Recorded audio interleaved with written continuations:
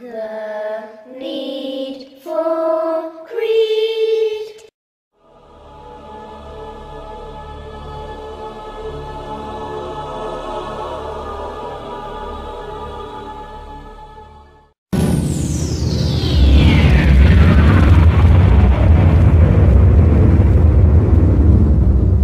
We shall show them our signs on the furthest horizons and within themselves until it becomes clear to them that it is the truth. Then God turned to the heaven when it was smoke.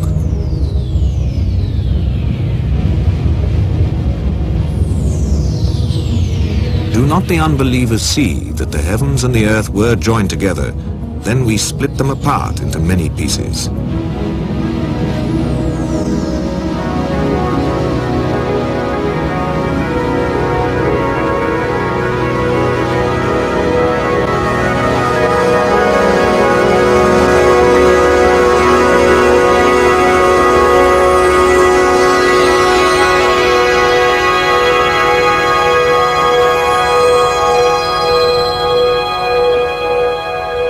Praise be to God, Lord of the worlds. You've just seen a visual interpretation of the Big Bang, a theory of the creation of the universe widely accepted by scientists today. The words you heard were from the Quran, the holy book of Islam, recorded over 1,400 years ago.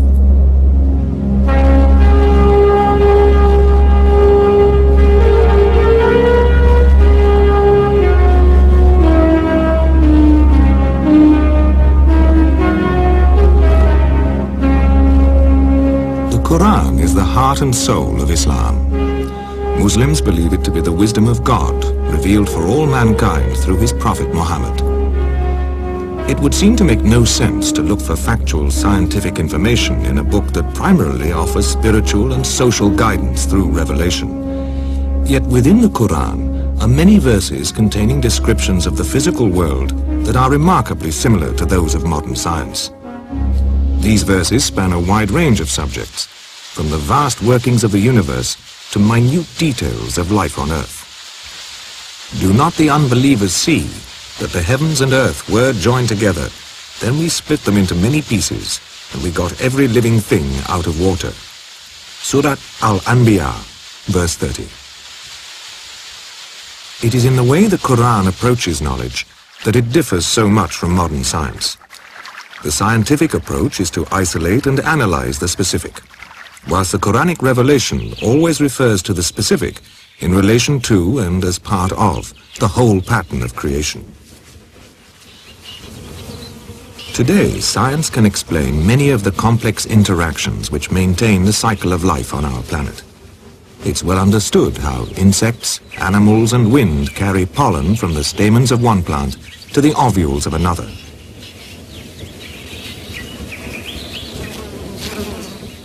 This process of fertilization in plants nearly always depends on the existence of definite sexual characteristics, the male stamens and the female ovules. Common knowledge today, but at the time of the Quranic revelation, such detailed information was not widely known. Nevertheless, in the Quran we read, "Of all fruits God placed on the earth, two of a pair." Surah Arad, verse 3. God is the one who sent water down from the sky, and thereby we brought forth pairs of plants, each separate from the other. Surah Taha, verse 53. The Quran describes the particular in order to further man's understanding of the unity of all things and his place within creation. In the light of this, we should perhaps expect to discover that any detailed observation made in the Quran should accord with modern scientific facts. It was the discovery of this relationship within his own field that led Dr. Maurice Bucaille to make a scientific study of the Quran. As a medical doctor, particularly attracted to natural sciences and physiology, I must confess that in 1972, when I read the Quran in the original text for the first time, these data concerning man were those which impressed me most. And in view of the state of knowledge in Prophet Muhammad's day, it is inconceivable that many of the statements in the Quran which are connected with science could have been the work of any man. This film is based on the research made by Dr. Bukai and published in 2 books, The Bible, the Quran and Science, and What is the Origin of Man? Dr. Bukai's initial interest developed into a general study of all the scientific references in the Quran. He realized that to fully understand these references, he had to develop a grasp of many specialized scientific disciplines. As his study progressed, he found that every description of the material world in the Quran correlated with established scientific facts. It is therefore perfectly legitimate not only to regard the Quran as the expression of revelation, but also to award it a very special place on account of the guarantee of authenticity it provides and the presence in it of reflection which, when studied today, appear as a challenge to human explanation. How is it possible for a book recorded in the 7th century to preempt so much of today's hard-earned scientific information? To understand this, we need to look at the nature of the Quranic revelation and examine its authenticity. Mecca, in the Arabian Peninsula, is the center of the Muslim world. Mecca has always been a holy place and was a center of pilgrimage long before the time of the Prophet Muhammad.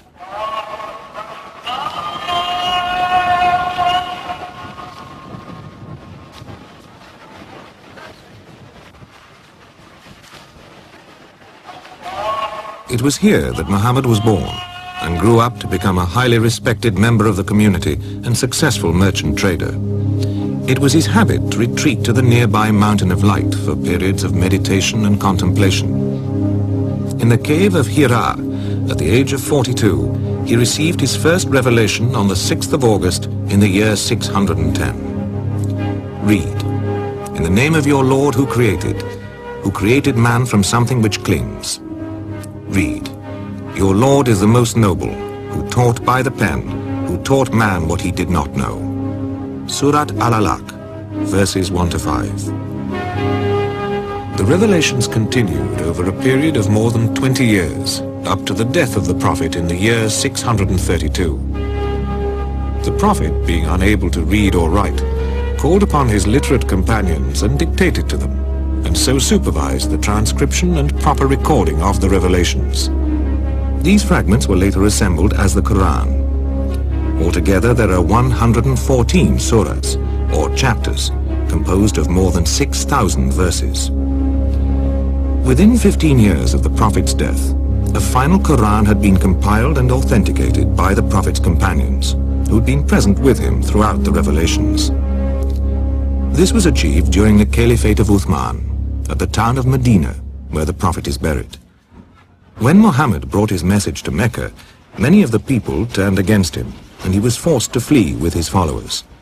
In Medina, he was given refuge, and it was here that the first Muslim community was founded and Islam developed its social form. From that time, the Quran has never changed, and the original meaning of the words has been preserved. The same Quran, word for word, and in its original language, Arabic, is used today across the Muslim world from Morocco to Malaysia.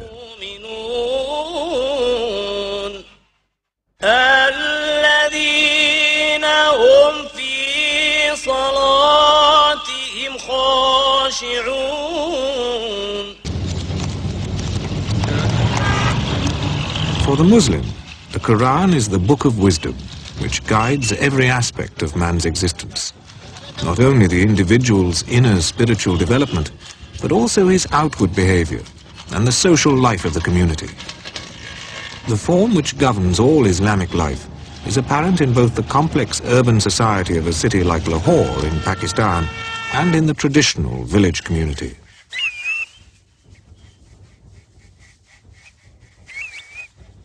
The foundation stone of any community, no matter how large or small, is the individual. It is the behavior of the individual which determines the social pattern, its strength or its weakness. There are many verses in the Quran which guide the individual's behavior and which deal with his responsibility towards others. In any Muslim community, whether urban or rural, this is learnt and understood from a very early age. The Quran describes this individual responsibility as a trust that God has given to man. Implicit in this trust is a threefold responsibility: to oneself, to others, and to the natural world. In this way, the individual sees himself as belonging, as a part of the whole, rather than separate.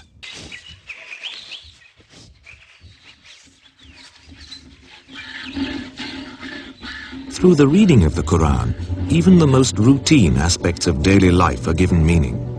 The Quran was revealed 600 years before a Muslim scientist, Ibn Nafis, discovered the circulation of blood, and 1,000 years before William Harvey brought this understanding to Western science. Yet the process of digestion and the distribution of nutrients through the blood to the different organs and glands is described in this verse. Truly, in the cattle there is a lesson for you.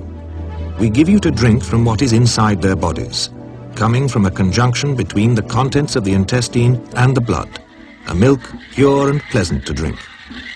Surat Al-Nahl, verse 66.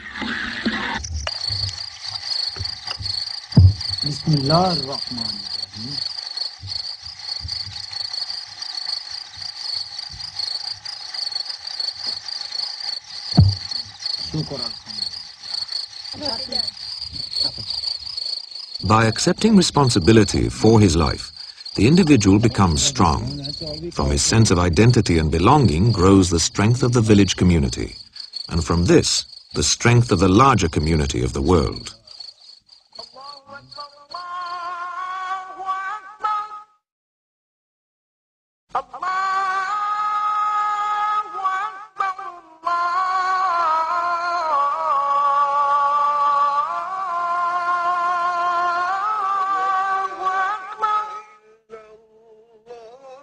أشهد أن لا إله إلا الله أشهد أن لا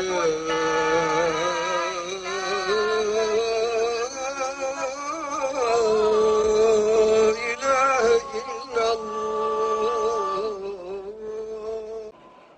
The Quran is, of course, far more than a guide to social and moral behavior.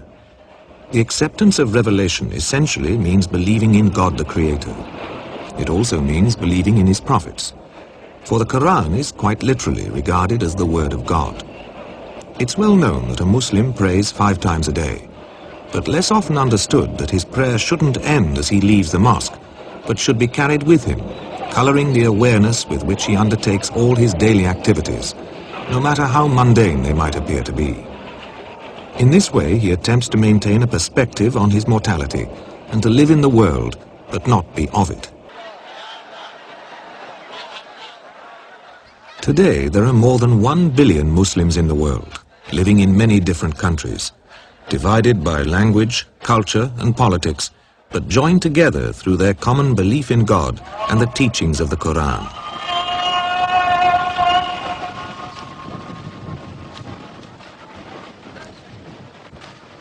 And this in an age when many people, particularly in the West, feel that scientific progress has cast irrefutable doubt on the value of spiritual teachings. Islam itself has never considered that there is any real contradiction between science and religion.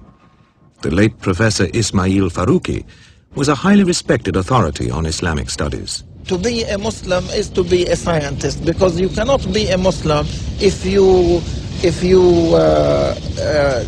do not fulfill the terms of the Khilafah. And the terms of the Khilafah are that you deal with nature, that you transform nature.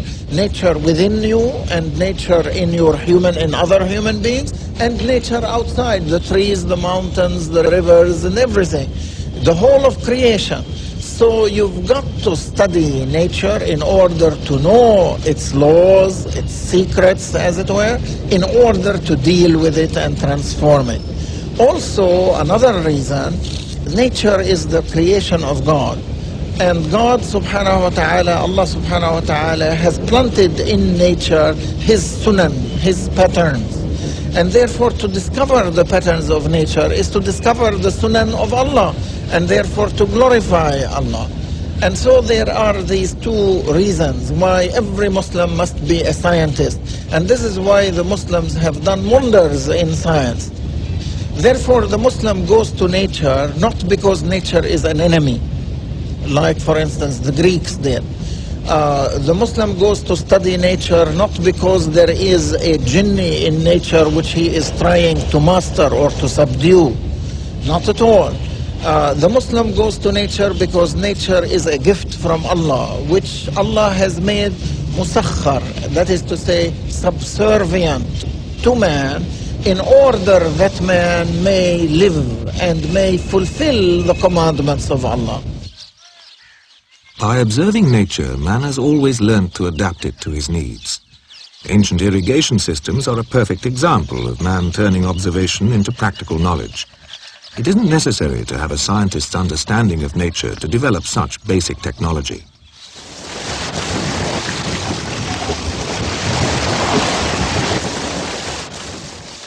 In Europe, it was not until the 16th century that Bernard Palissy presented the first coherent description of the water cycle.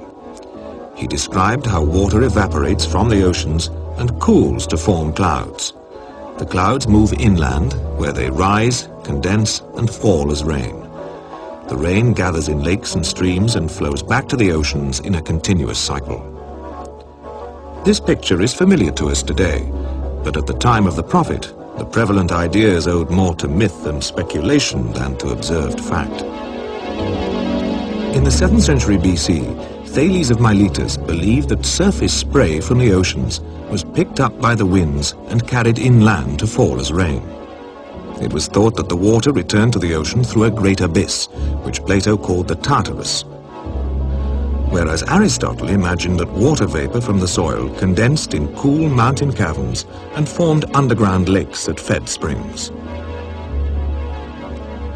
The Coran, far from reflecting the common misconceptions of the time, is in close agreement with the facts of modern hydrology.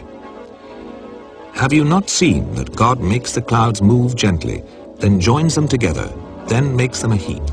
You see raindrops issuing from within them. Surat An-Nur, verse 43.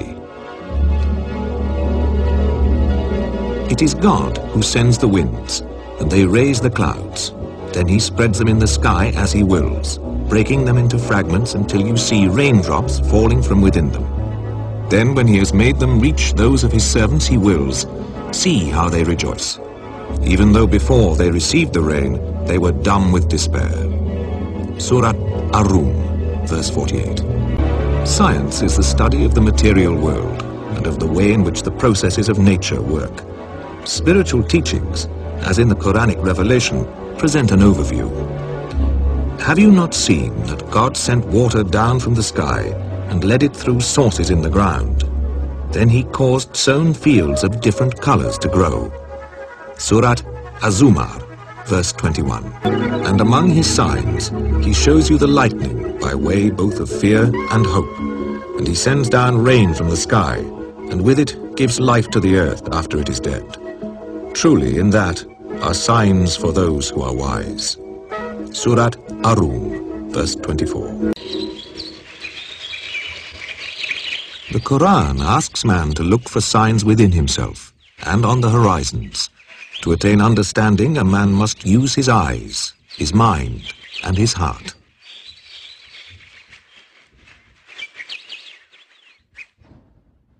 Any path of knowledge demands an act of faith, but not, as it is commonly misunderstood, blind faith. True seekers of knowledge expect their ideas and their faith in those ideas to be continually tested.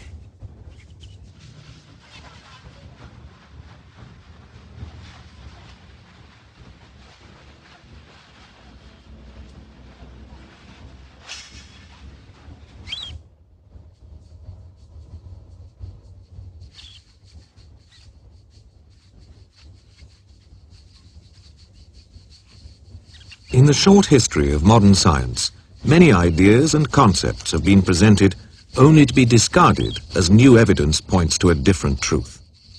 Nevertheless, there are many scientific discoveries that can be said to be undisputed facts. The fact that the sun is a direct source of light and the moon, having no light of its own, merely a reflective body, is common knowledge today and accepted without question. 1400 years ago, such specific details were not commonly known. Yet in the Quran, moonlight is described as munir, a word meaning to borrow or to reflect. The sun is compared to a blazing lamp, wahaj, or a torch, siraj, a precise and accurate description of the difference between sunlight and moonlight. Blessed is the one who placed the constellation in heaven and placed therein a lamp and a moon giving light. Surat Al-Furqan, verse 61.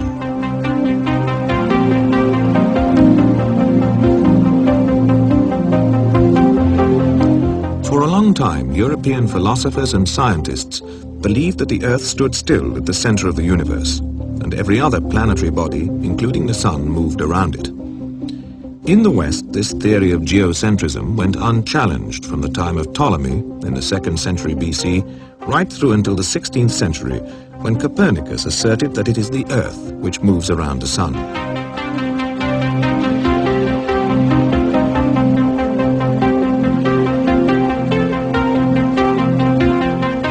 In 1609, the German astronomer Johannes Kepler published the Astronomia Nova, in which he concluded that not only do the planets move in elliptical orbits around the sun, but they also rotate upon their axes at irregular speeds. With this knowledge, it became possible for European scientists to explain correctly many of the mechanisms of our solar system, including the process of night and day.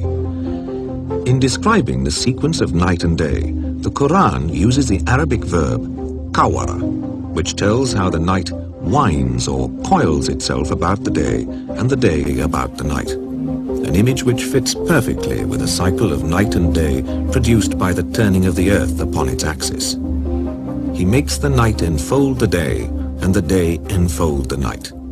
Surat Az-Zumar, verse 5.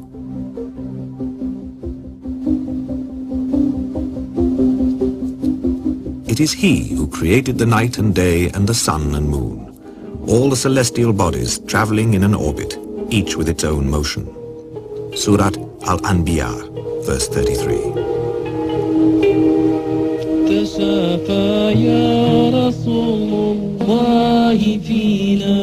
Revelation goes much further than science in its unified vision of creation. Yet those aspects of it which specifically describe the material world agree with established scientific fact. Also, there is no observation in the Quran which is contradicted by scientific fact.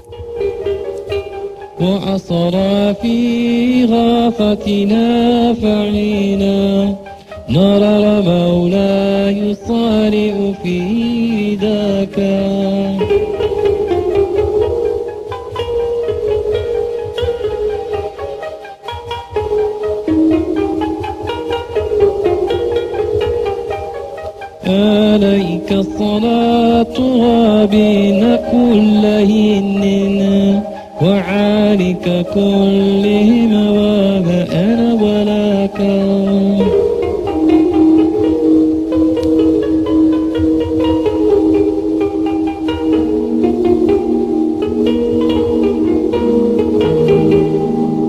عليك صلاة ربنا كلهن وآلك كلهما وما أنا ولا كان.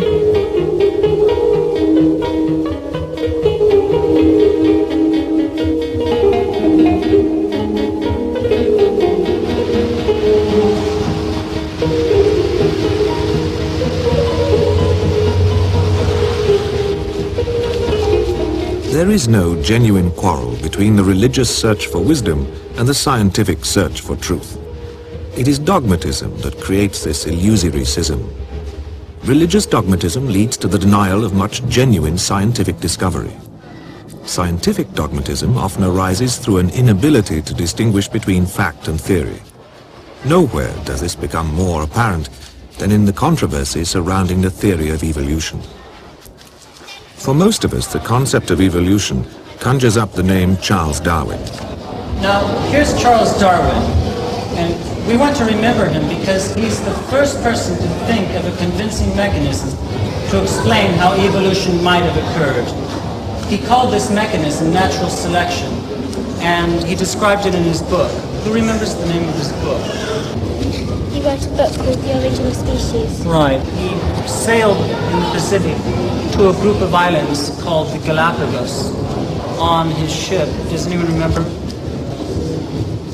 Yes? HMS Beagle, right. On the Galapagos Islands, Darwin found living proof of an evolutionary process at work. He found, for instance, that there were considerable variations in the beaks of finches, each having evolved to exploit a different ecological niche.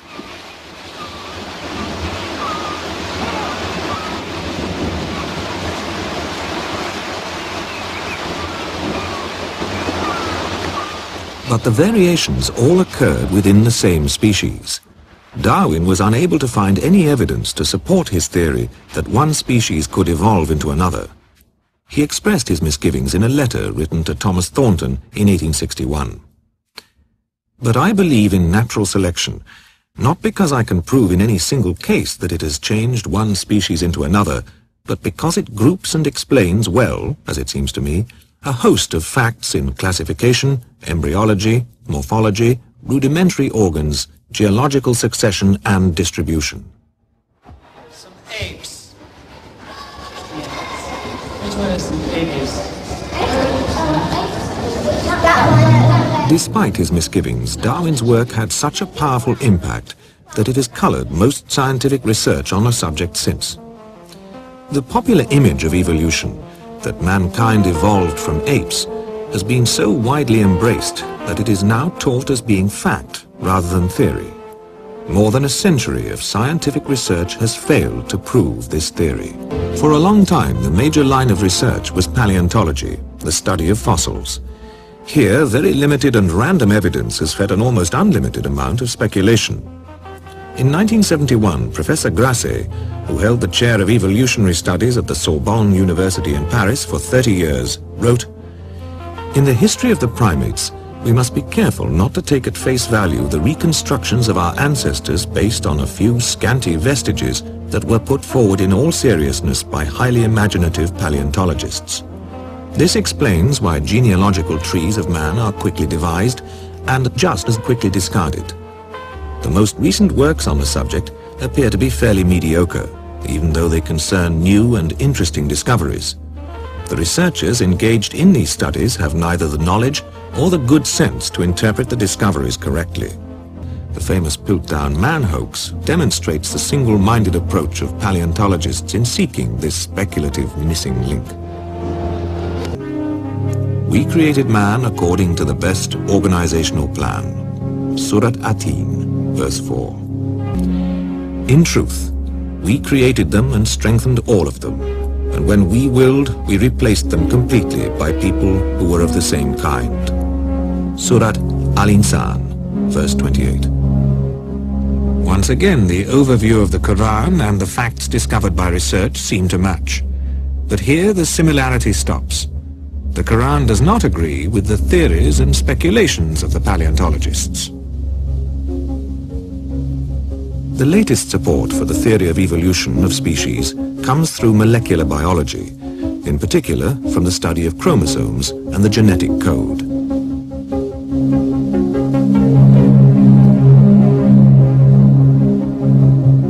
In multicelled organisms, the complete genetic code is contained within the nucleus of each and every cell in the body. An individual inherits exact copies of genes from the parents, so passing on information from one generation to another. The only way a gene can change is through mutation during the duplication process. Geneticists have shown how this process of mutation can account for major physical changes within a short time span. But this is far from proving that one species can evolve into another, and it's even further from providing a complete explanation for the myriad life forms on this planet.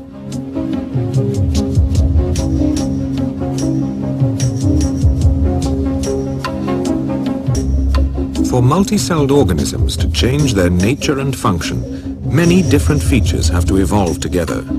this needs fantastically complex genetic coordination. To attribute such coordination to random or chance mutation is a severe stretch of the imagination. Francis Crick, who's dominated the field of genetic research from the very beginning, acknowledges the severe limitations of the molecular approach. In one way, you could say all the genetic and molecular biological work of the last 60 years could be considered as a long interlude. Now that program has been completed, we have come full circle, back to the problems left behind unsolved. How does a wounded organism regenerate to exactly the same structure it had before? How does the egg form the organism? Almost nothing is known of the way genes communicate, cooperate, and organize themselves to develop a complex organism like man. An attempt to explain life solely in terms of random molecular mechanisms is too simplistic. It fails to deal with the fundamental questions behind the process of creation. We created you, and thereupon we fashioned you. Thereupon we told the angels, bow down to Adam. Surat Al-Araf, verse 11.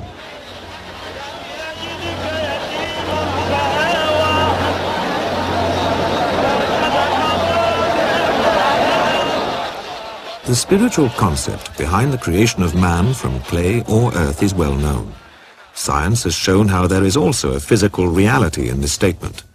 The chemical components which form the human body are present to a greater or lesser quantity in the ground. God is the one who created you, then fashioned you harmoniously and in due proportion. Into whatever form He willed, He made you out of components. Surat Al-Infitar, verses 7 and 8. The creation of mankind as a species can be seen in microcosm with the creation of each individual human being. The Quranic verses dealing with the fertilization and development of the human embryo are stunning in their clarity and precision. What you're seeing is the actual journey of the male sperm to the egg, photographed inside the body for the first time.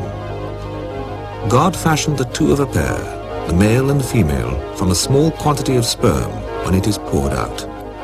Surat An-Najm, verses 45 and 46. Then we placed man as a small quantity of sperm in a safe lodging, firmly established. Surat Al-Mu'minun, verse 13.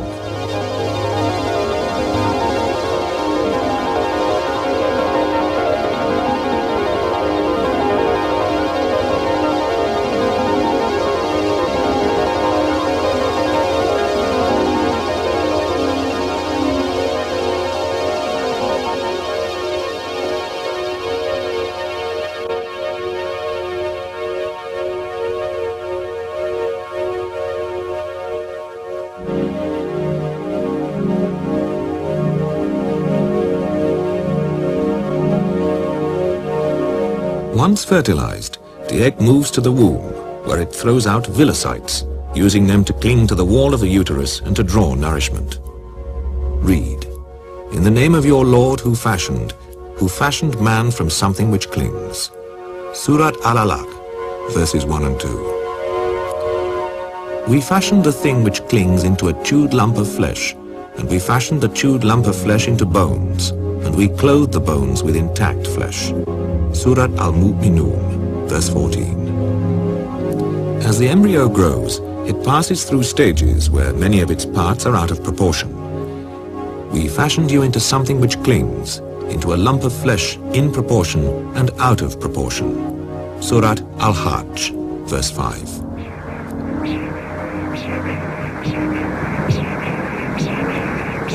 God appointed for you the sense of hearing, sight, and all the internal organs. Surat Al-Sajda, verse 9.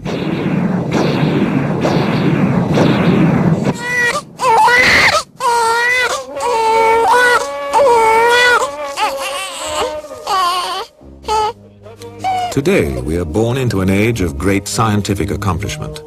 We've learnt about many of nature's infinitely complex mechanisms.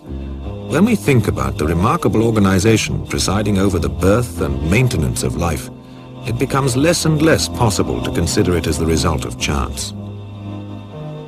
As scientists delve deeper into cellular and subatomic worlds and outwards into mysteries of the universe, they reach new and baffling frontiers of knowledge. The classical mechanistic view of life ceases to work, and scientists are confronted with questions that have traditionally been seen as belonging to the realm of spiritual and religious belief.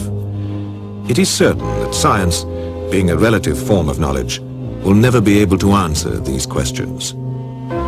O assembly of jinns and men, if you can penetrate regions of the heavens and the earth, then penetrate them. You will never penetrate them, save with a power.